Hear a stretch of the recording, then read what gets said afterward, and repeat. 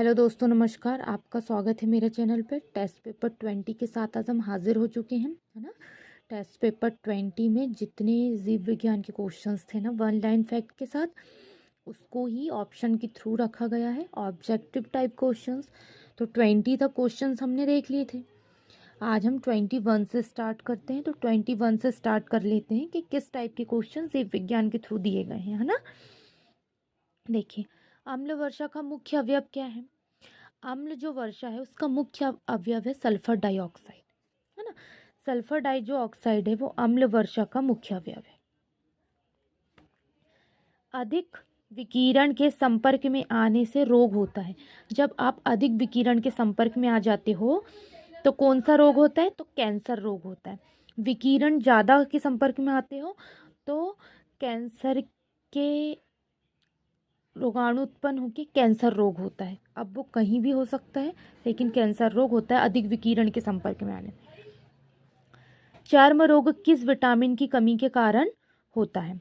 तो जो चर्म रोग है वो होता है आपका विटामिन B6, है ना। विटामिन B6 की कमी के कारण जो है वो चर्म रोग उत्पन्न होता है, जिसमें मतलब ये हाथों पैरों में होता है ना। उसको ही बोलते हैं चर्म रोग। विटामिन B6 की कमी होती है तब उत्पन्न होता है। कौन सी बीमारी प्रदूषण के कारण होती है या बढ़ जाती है। मतलब प्रदूषण के कारण होती तो है लेकिन फिर अपना बढ़ाव भी दिखाती है, तो वो है ब्रोंकाइटिस। ब्रोंकाइटिस नाम की जो बीमारी है वो प्रदूषण के कारण होती है ना। प्रदूषण फैलता है ना तो ब्रोंकाइटिस होता है। और अगर किसी को नॉर्मल बेस पे है तो ब्रोंकाइटिस की बीमारी का फैलाव ज़्यादा हो जाता है प्रदूषण से। कृत्रिम गर्भाधान के लिए सांड के वीर्य को किसमें सुरक्षित रखते हैं। कृत्रिम गर्भाधान जो होता है उसमें सांड के वीर्य को किसमें सुरक्षित रखते हैं, तो वो है द्रव नाइट्रोजन में। नाइट्रोजन के द्रव में उसको बेसिकली सुरक्षित रखा जा सकता है। कौन सा रोग जीवाणु के कारण होता है, तो जीवाणुओं के कारण होने वाला रोग कौन सा है, वो है टीबी, है ना। टीबी जो है वो जीवाणुओं के कारण होता है। जीवाणु जहाँ होते हैं वहाँ टीबी की बीमारी फैलती है, ठीक है। ज़्यादा खांसी होती है, फेफड़े कमज़ोर हो जाते हैं, ये सब होते हैं उस रोग में। समसूत्री विभाजन होता है। समसूत्री विभाजन क्या होता है। समसूत्री विभाजन वो होता है जहाँ जड़ की शीघ्र कोशिकाएं होती हैं वहाँ समसूत्री विभाजन होता है, ठीक है।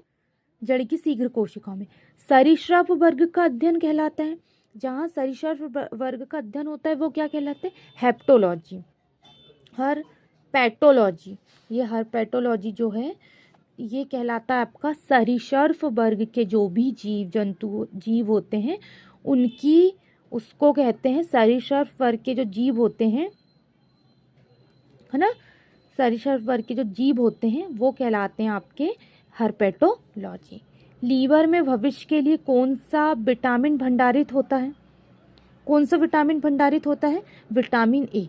विटामिन ए को हम लीवर में सुरक्षित रख सकते हैं। और जब भी हमारे शरीर में विटामिन ए की कमी जाती है तो लीवर शरीर को पोषक तत्व के थ्रू विटामिन ए देता रहता है, जिससे अगर विटामिन ए की कमी होगी तो आँखों की रोशनी कमज़ोर हो जाएगी। तो विटामिन ए भरपूर मात्रा में लीवर के अंदर संग्रहित रहता है और देता रहता है वो, तो इसलिए तो हमारी आँखें ज़्यादा लंबे समय तक देख पाती है चीज़ों को। सबसे कम जल की आवश्यकता किसे होती है, तो सबसे कम जल की आवश्यकता होती खजूर को। खजूर, सेब को, केले को, आम को जल की आवश्यकता होती है। इनको भी क्या होती, कम होती है। एक बार आपने दे दी तो ये भी क्या कर लेते, ग्रहण कर लेते हैं पानी और अपना फल दे देते हैं।